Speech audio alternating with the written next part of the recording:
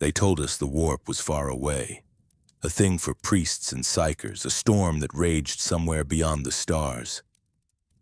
They told us faith was a shield. They lied. The first sign wasn't light. It was sound. A low hum, too soft to notice, vibrating through the cobblestones, through the glass, through our bones.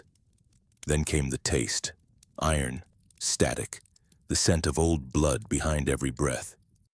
I remember standing in the market square watching the banners of the Imperial Aquila twist in the air as if the wind itself was uncertain which way to blow. That's when the city began to fold. The walls rippled like water. The spires bent toward the ground, their shadows curving in impossible directions. And the sky split open, not in color but in memory. We saw ourselves, millions of us, all screaming at once, our mouths forming the same word we didn't understand. We thought it was the end. It wasn't. It was the invitation. If you find this transmission, if this recording reaches you through the data ether, remember us. Don't pray, just remember. Because the warp doesn't kill you all at once. It remembers you piece by piece. If you want more stories like this, fragments of what the Imperium tries to bury, subscribe to the archive. Spread it before the next city sings. We were dock workers mostly, cog haulers, cargo lifters, pipe welders. No one of note. I wore a back brace with the cog of the Adeptus Mechanicus etched into it. Not because I believed, but because it earned me a few less inspections and a quicker walk through the perimeter Vox scans. That day started the same as any.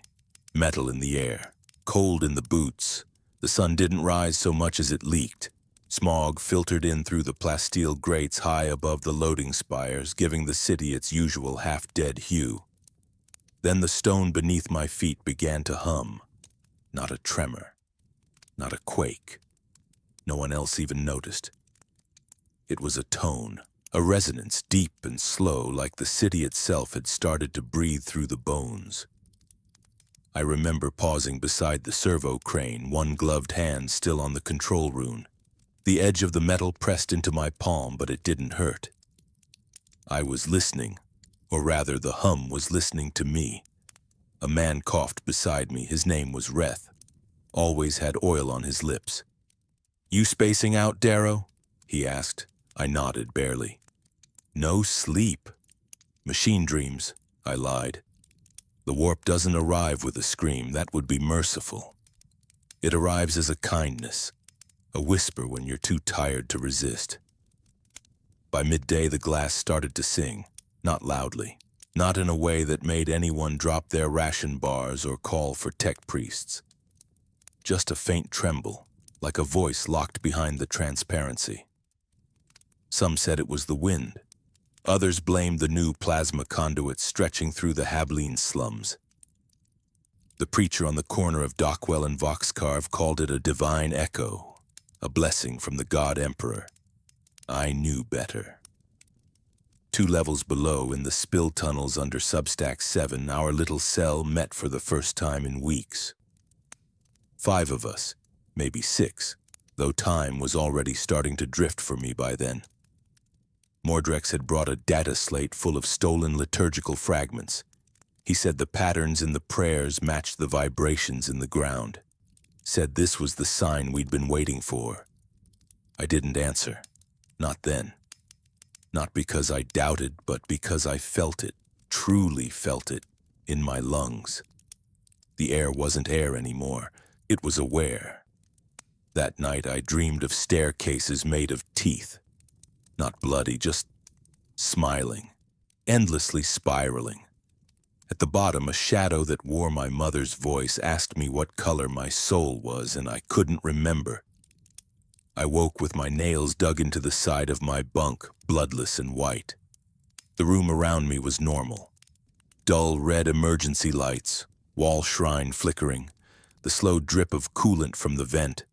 Nothing out of place, except the clock. It read 2:17, then 2:14, then 2:17 again. I blinked and it was 6:09. I missed the morning bell. On the surface, the city moved on. Vox hymns blared, the manufactoria whirled. Children screamed as they chased cog rats through alley steam. But in the seams of everything, the cracks in windows, the rust flaking off rivets, there was the same tone, a note without origin, deeper than hearing, like the hymn of a throat too big for the sky. I stood under the broken Aquila statue outside Shrine Bastion 14, watching the twin-headed eagle sway in the updraft. One of its wings had snapped years ago, but now the other one was twitching, not breaking, not cracking, but moving like it wanted to fly again. The pilgrims said it was holy, a sign. Maybe it was. But it wasn't the Emperor. It was something that remembered flight. By week's end, the air above the power stacks glimmered. Not visibly, not like heat haze or radiation shimmer, but mentally. You could feel the shimmer with your memory, like you were walking into a moment that had already happened and was still echoing backward. Conversations felt out of sync. You'd think someone said something before they actually spoke. Names vanished and reappeared mid-thought. One boy, maybe 8 years old, stood in the center of the Munitorum Square for 3 hours without blinking. He had a piece of ration bread in his hand. By the time the med servitors came, the bread was gone. No crumbs, just dust on the cobbles. They took him. We never saw him again. And then the walls began to soften. No one would say it aloud, but we all saw it. Corners rounded. Metal bulkheads had a give. You'd lean against a column and feel it sigh under your weight. Not a sound, a response. Mordrex said this was the hour of becoming, that we were being blessed ahead of time, that the city was preparing for the breach. I believed him. I did, until the bleeding started. Not from wounds, from reflections. You'd look into a mirror or a sheet of glass or the still surface of a coolant pool, and it would show you cracked red dripping. You'd look down and see nothing wrong, but the reflection bled anyway. Sometimes it smiled, sometimes it screamed. Sometimes it was missing your eyes. By now I stopped sleeping. I stopped praying, I just walked. The city wasn't a city anymore, it was remembering something else. It was remembering itself before the stones were stones, when all this was sound, and somewhere deep below, in the place where sound becomes name, I could hear it calling mine. There is a moment just before the nightmare sinks its teeth, when the world feels almost clearer, sharper, as though every edge of every object has been etched with divine precision. That's how the city looked the morning the walls turned to skin. I was walking past the Western Rail Tunnel, the one we used to call the Throat, when I noticed the ferrocrete wall next to the loading track wasn't reflecting light properly. The grime and soot should have absorbed the glow from the overhead lumen strips, but instead the surface moved slightly. Pores, I thought. It has pores. I reached out, gloved fingers trembling, and pressed into it. It was warm. Not warm like a sun lamp or an exhaust pipe. Warm like breath. It pulsed once beneath my hand, just once, like a heartbeat trapped inside masonry. I didn't scream. By then, screaming had become useless, not because there was no one to hear, but because sound itself had turned traitor. I had already heard my name whispered in static, repeated in vox babble. And once, just once, I heard my own voice begging me to leave, though I had not spoken. They say the warp corrupts the soul first. That's a lie. It begins with the memory. Mordrex told us that the pattern was completing, that our city, Requital Spire, had been chosen to become something greater. He kept using that word. Become. Not ascend, not fall. Just become. I wanted to believe him, I did. But when I returned to my hab unit, the door wasn't there. I mean, the room was there, my tools, my cot, the flickering shrine, but no entrance, no hallway, just smooth, flawless plasteel across the wall where the door had always been. I pressed against it. Nothing, not even a seam. Trapped? Maybe, but I wasn't alone. On the wall opposite the shrine, a voice began to press through the static of the lumen fixture. At first, it was fragments, syllables bubbling through distortion. Then it found shape, not language, just tone.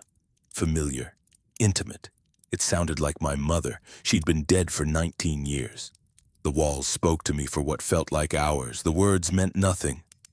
But the cadence, that rhythm, it sunk under my skin like a drug. I sat there, legs folded, watching the ceiling breathe. The shrine light flickered from red to gold. I think I wept.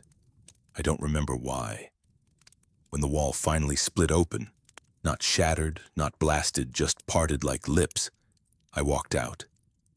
No one questioned it. No one noticed. The city had already started to open up.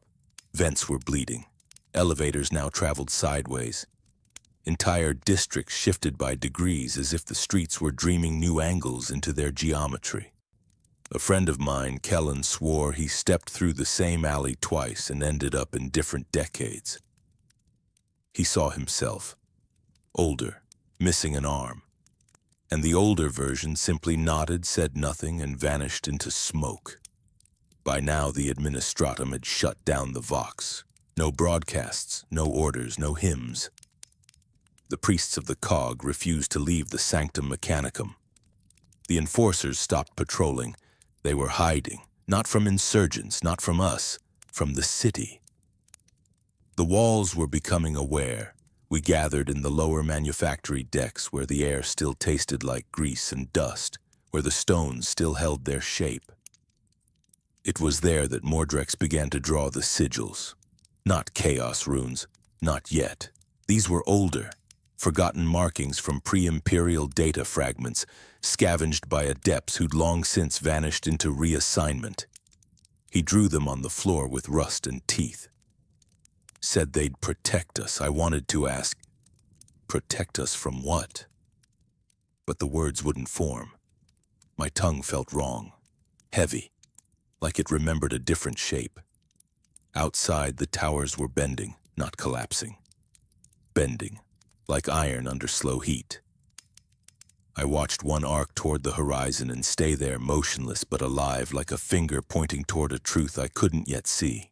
And in its shadow I saw the people, hundreds, maybe thousands, walking without direction. Some had eyes burned shut with wax, others whispered to walls. One woman walked on hands alone, her feet perfectly still in the air above her. No one stopped them. We all just watched, not with fear, with reverence, as though they were the first true citizens of what the city was becoming. Later, I found Mordrex asleep beside a vent, a bloodless smile on his face. He was whispering the same phrase over and over. The city sees me. The city sees me. I didn't wake him.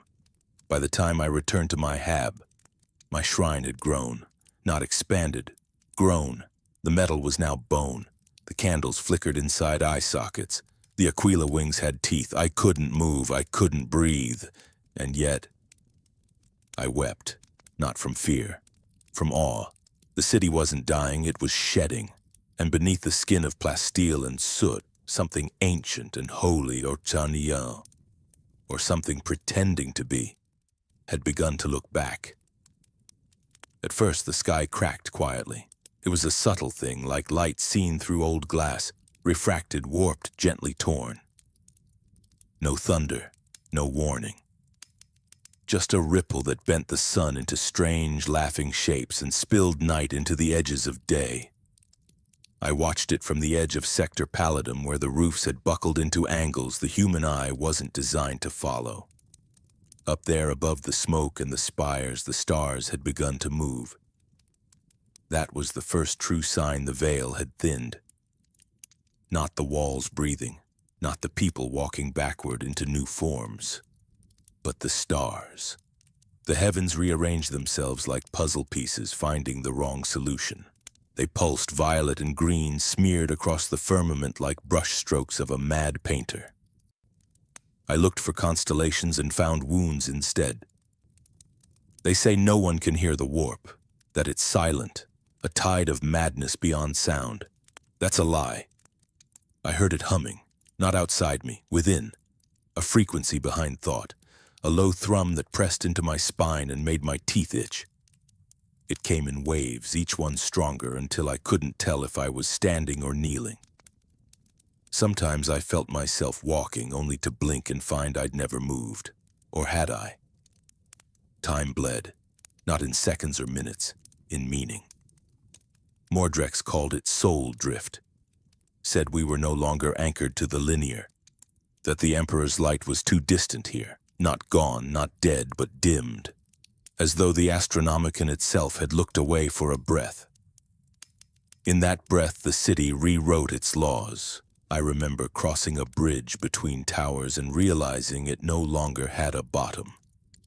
The chasm below was not darkness, it was color. Impossible, violent color, shifting shades I couldn't name but that still felt familiar. The kind of color that tastes like forgetting.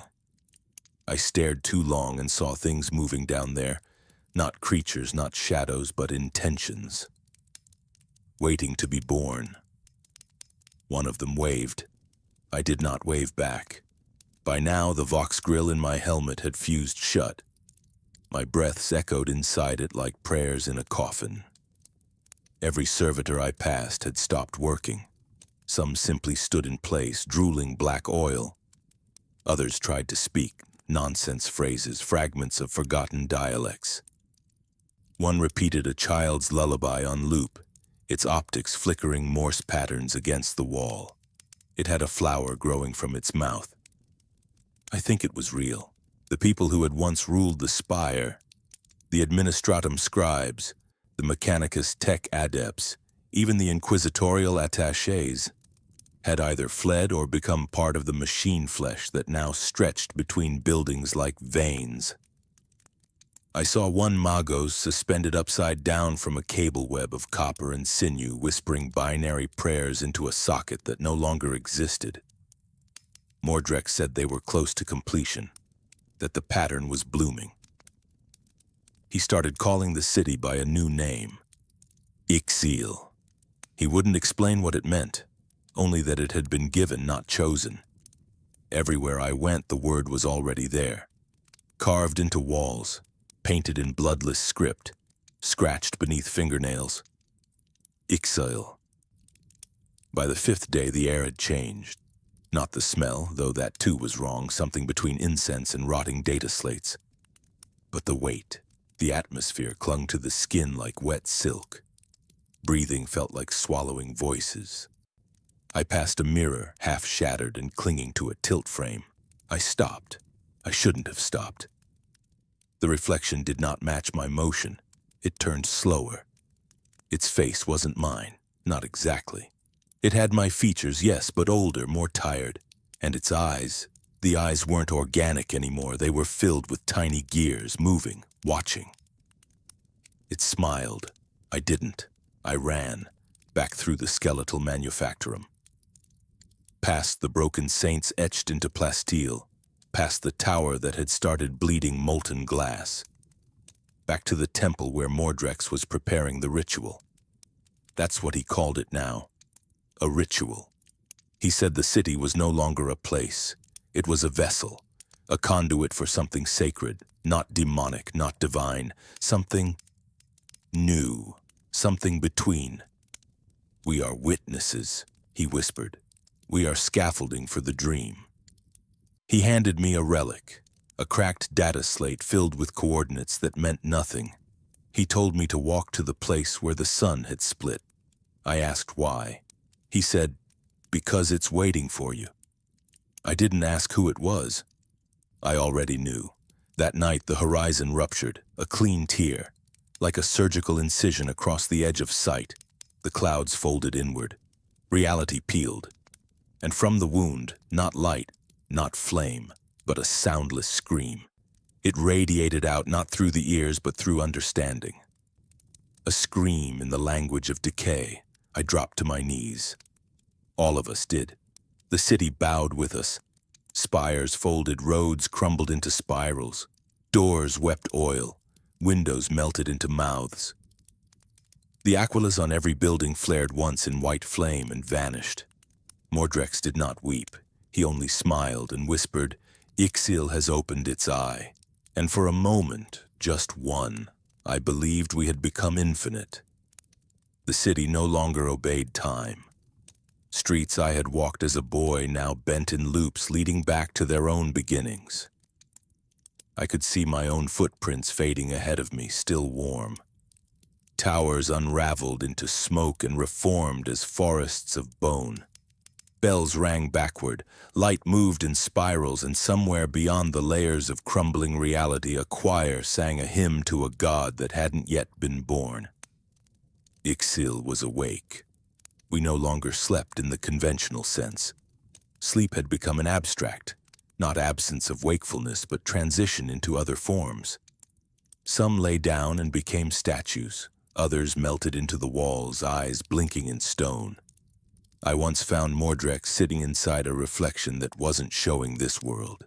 He spoke calmly through the mirror's surface, as if standing in a different city that had grown from the seed of ours. Cleaner, golden, still singing. He called it the anastomosis, said it was the merging point between false boundaries. I stopped asking what that meant. Every answer only added new layers of madness. Ixil had started whispering, not with voices, but through motion. A door would open when I wasn't looking. A staircase would vanish if I doubted its existence. The wind would carry scents from my childhood, from cities I had never visited, from worlds that did not exist. It tested belief, and if you failed, it noticed. There were others still surviving. I use the term loosely. One day I encountered a group of Astra Militarum deserters, their flak armor fused with parchment skin, their laser guns turned into organ pipes. They were singing a funeral march, but none of them had mouths. When I asked their leader what they were mourning, she turned to me, face smooth and eyeless, and said, "The future." Then they walked into a mirror and were gone.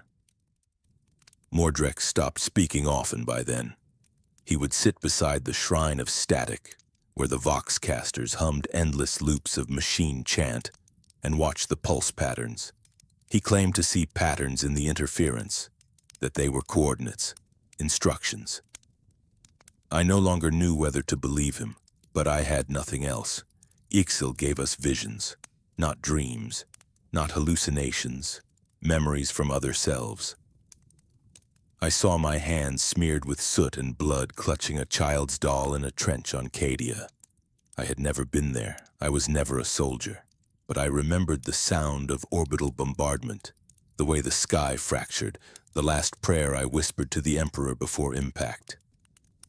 Other times I saw myself aboard a Mechanicus ark, chanting binaric litanies into the void, my body more metal than flesh.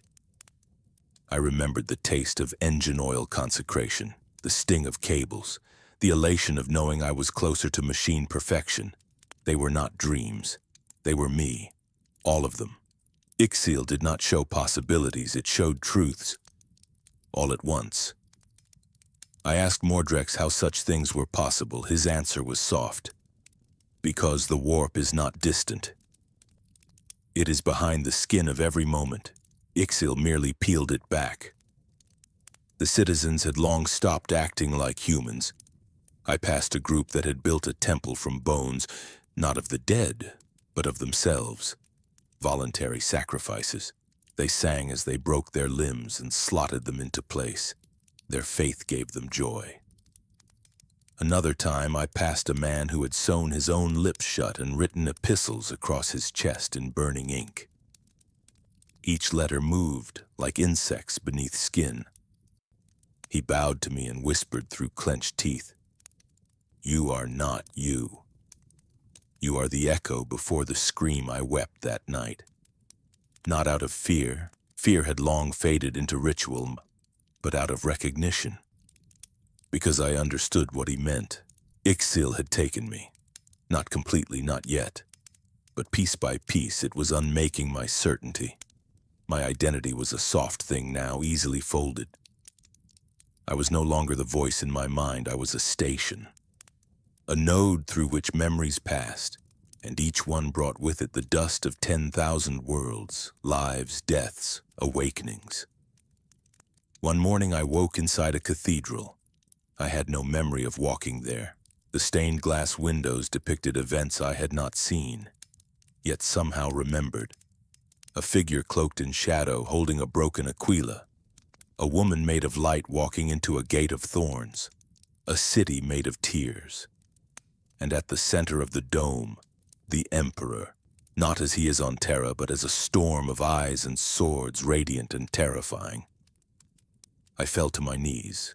The whisper came again, inside my lungs. You are ready. Ready for what? Mordrex appeared from the shadows behind the altar. He wore no robes now, only a crown of bone and copper, each prong bearing the sigil of a different faith, Imperial, Mechanicus, Heretic, even the Eightfold Path. He knelt beside me and placed a blade in my hand. It was made of light, shaped like a shard of dream. There is one more gate, he said. And beyond it? I asked. He smiled with infinite sorrow. Not truth, he said, but understanding. The cathedral cracked open like an egg, and through its broken shell I saw the fifth sky. The horizon had no end, only a spiral, into memory, into self, into the thing waiting beneath the warp, a city built from every version of me that had ever lived. I stepped forward. It began with silence, not the absence of noise, but the total collapse of meaning. Sound itself seemed to disassemble into broken hieroglyphs. My own heartbeat, once a steady companion, turned erratic, as if trying to keep time with a song I could not hear. The city was gone. Or perhaps I had passed through it, or it had passed through me. I stood before a gate made of time. It didn't look like a gate. It had no hinges, no handle.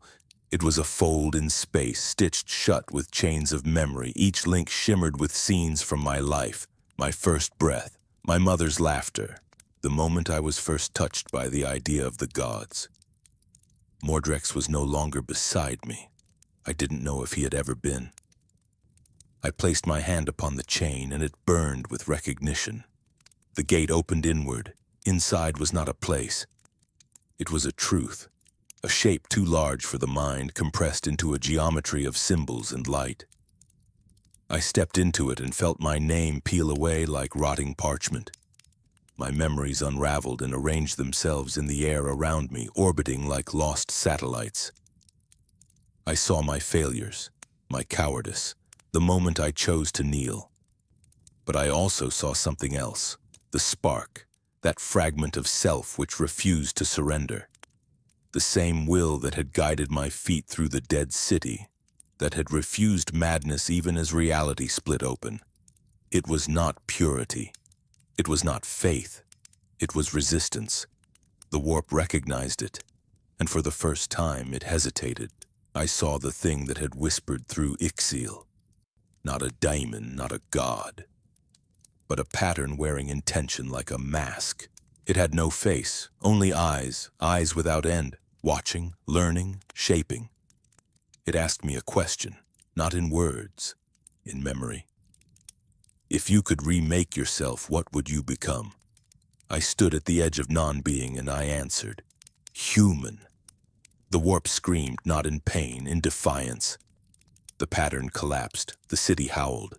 Time reversed itself and bled forward at once.